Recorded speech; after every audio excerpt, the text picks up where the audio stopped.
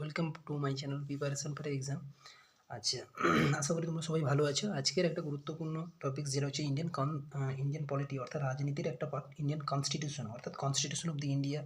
এই সম্পর্কে আমরা ডিটেলে কিছু জেনে নিব, যেটা আমাদের কিন্তু আপকামিং যে কোনো পরীক্ষার ক্ষেত্রে খুবই গুরুত্বপূর্ণ হবে। আমরা থিওরি বেস কিছু কোশ্চেন দেখব এবং সেখান থেকে কী কী টাইপের কোশ্চেন আসতে পারে সেই সম্পর্কেও জেনে নিব, কারণ আমাদের জানা দরকার কোন টাইপের কোশ্চেন এখন এক্সাম পয়েন্ট অফ ভিউ থেকে খুবই ইম্পর্ট্যান্ট এবং যেটা থেকে আমরা কোশ্চেন পেতে পারি এক্সামে, এবং যেটা পড়া খুবই গুরুত্বপূর্ণ যেসব পয়েন্টগুলোকে, ওগুলোও কিন্তু মার্ক করে নেব। চলো শুরু করছি কী কী পয়েন্ট পড়তে হবে। প্রথমে আমরা জানবো যে ভারতীয় সংবিধান রচনার ঐতিহাসিক প্রেক্ষাপট, মানে ইতিহাসের পূর্বে এই প্রেক্ষাপটগুলো কী কী ছিল, ইতিহাসে এই কনস্টিটিউশন কীভাবে তৈরি হলো, কে এর গুরুত্বপূর্ণ ভূমিকা ছিল কনস্টিটিউশন তৈরি করার পিছনে, মানে ভারতীয় সংবিধানের। বিখ্যাত কমিউনিস্ট নেতা যিনি মানবেন্দ্রনাথ রায় অর্থাৎ এম.এন. রয় 1934 সালে বলেছে ভারতীয় সংবিধান রচনার জন্য একটা গণপরিষদ অর্থাৎ কনস্টিটিউশন বা কনস্টিটিউটেন্ট অ্যাসেম্বলি অর্থাৎ ভারতীয় যে গণপরিষদে প্রয়োজনীয় কথা সর্বপ্রথম উল্লেখ করেছেন। এটা একটা শর্ট প্রশ্ন হতে পারে যে কোন বিখ্যাত ব্যক্তি মানে ভারতীয় যে গণপরিষদের গুরুত্ব কতটা সেই কথা প্রথম আমাদের অবগত করেছিলেন। তিনি হচ্ছেন মানবেন্দ্রনাথ রায় 1934 খ্রিস্টাব্দে। সালটা খুবই গুরুত্বপূর্ণ, ইতিহাসের সমস্ত কোশ্চেনের সালগুলো ম্যান্ডেটারি, কেননা পরীক্ষায় এক্সাম পয়েন্ট অফ ভিউ থেকে ওই সালগুলো এখন কোশ্চেনে দিচ্ছে। এরপর 1935 সালে ভারতের জাতীয় কংগ্রেসে প্রথমবার মানে এটা তিনি মানবেন্দ্রনাথ প্রথম এই কথাটা সর্বপ্রথম উল্লেখ করেন যে কত প্রয়োজনীয়তা আছে কনস্টিটিউশন ভারতীয় সংবিধানের রচনার জন্য গণপরিষদে প্রয়োজনীয় কথাটা তিনি উল্লেখ করেছেন। এরপরেই 1935 সালে ভারতীয় জাতীয় কংগ্রেসে প্রথমবার ভারতীয় সংবিধান রচনার জন্য গণপরিষদের দাবি তোলা হয়েছিল।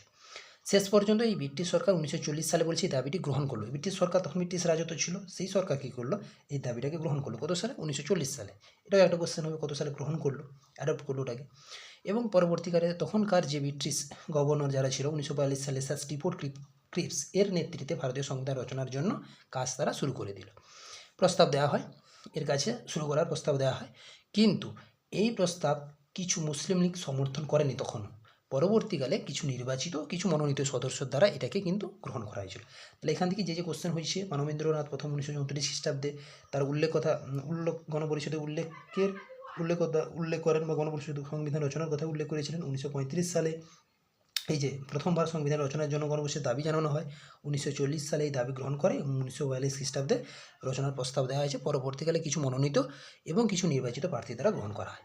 এরপর এই রিলেটেড যে শর্ট কোশ্চেনগুলো আসতে পারে সেগুলো একটু দেখে নিই। ভারতীয় সংবিধান সভা গঠন ও প্রথম বৈঠক যেটা হয়েছিল 1946 খ্রিস্টাব্দে 9 ডিসেম্বর। গণপরিষদ গঠন হয়েছিল 1946 খ্রিস্টাব্দে 9 ডিসেম্বর। ভারতীয় সংবিধান সভা ও গণপরিষদের প্রথম বৈঠক 1946 খ্রিস্টাব্দে 9 ডিসেম্বর। ভারতীয় গণপরিষদের প্রথম বৈঠকের সভাপতি অস্থায়ী যিনি ছিলেন ডক্টর সচিদানন্দ সিনহা, এটা খুবই ইম্পর্টেন্ট, পরীক্ষায় আসে। স্থায়ী সদস্য ডক্টর রাজেন্দ্র প্রসাদ, এটাও আসে। ভারতীয় স্বাধীনতার যে আইন প্রণয়ন কত সালে না ব্রিটিশ পার্লামেন্টে 1947 খ্রিস্টাব্দে 4 জুলাই গ্রহণ করা হয়। স্বাধীনতা লাভ হয় 1947 খ্রিস্টাব্দে 15 আগস্ট। এবং যে খসড়া কমিটি ভারতীয় সংবিধানের যে খসড়া সংবিধান প্রস্তুত করেন ডক্টর বি.আর. আম্বেদকরের সভাপতিত্বে 1948 সালে ফেব্রুয়ারিতে, এটা খুবই ইম্পর্টেন্ট, আসে এক্সামে। আচ্ছা, সংবিধান রচনার খসড়া কমিটির প্রধান ডক্টর বি.আর. আম্বেদকর। কেন্দ্রীয় ক্ষমতা ও সংবিধান কমিটির যে দায়িত্ব ছিলেন পণ্ডিত জওহরলাল নেহরু ছিলেন, এবং রাজ্য সংবিধান কমিটির দায়িত্ব ছিলেন Sardar Vallabhbhai Patel, grand old man of the India যাকে খ্যাত বা যাকে বলা হয় grand old man of India Sardar Vallabhbhai Patel. Grand নরুচি তোমার হচ্ছে সর্দার বল্লভভাই প্যাটেল, তিনি নয়, দাদাভাই নরুচি গ্র্যান্ড ওল্ড ম্যান বলা হতো। সর্দার বল্লভভাই প্যাটেল তিনি সহ সদস্য 25 জন ছিল ওতে। সংবিধান রচনার সময় ছিল 2 বছর 11 মাস 18 দিন। এটা কিন্তু পরীক্ষায় আসে, কত সময় লেগেছিল এই সংবিধানটা টোটাল তৈরি করতে? সময় লেগেছিল তখনকার দিনে 2 বছর 11 মাস 18 দিন। সংবিধান গৃহীত বলে ঘোষিত হয় 1949 খ্রিস্টাব্দে 26শে নভেম্বর। এই দিনই সভাপতি সংবিধানে স্বাক্ষর করেন। কত সালে গ্রহণ করা হয়? এটা আসে 1949 খ্রিস্টাব্দে, মনে রাখবো 1949 খ্রিস্টাব্দে 26শে নভেম্বর সংবিধান গ্রহণ করা হয়। ঠিক আছে, আচ্ছা, গৃহীত হবে বলে ঘোষণা করা হয়, সংবিধান গ্রহণ করা হয়েছিল এবং বলবৎ করা হয়, কার্যকর করা হয় কত সালে? 1960, ঠিক পরের বছর 1950 খ্রিস্টাব্দে 26শে জানুয়ারি। দুটো তারিখই খুবই ইম্পর্টেন্ট।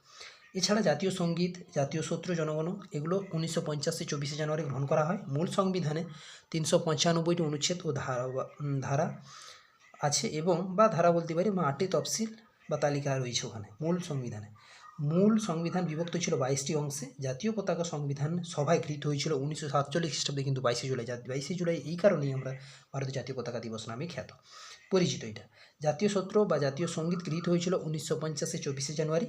সংবিধান সংশোধন করা হয়েছিল সংবিধান 368তম ধারা অনুযায়ী। সংবিধান সংশোধন করার একটা কনস্টিটিউশন একটা ধারা আমাদের দেওয়া আছে আর্টিকেলে, সংবিধানে 368তম ধারায় সংবিধানকে সংশোধন করা যায়। এবং সংবিধান প্রস্তাব রচনা করেন পণ্ডিত জওহরলাল নেহেরু। Thank you. এইভাবে তোমরা আমার এই চ্যানেলটিকে সাপোর্ট এবং শেয়ার করে দাও বন্ধুদের মধ্যে।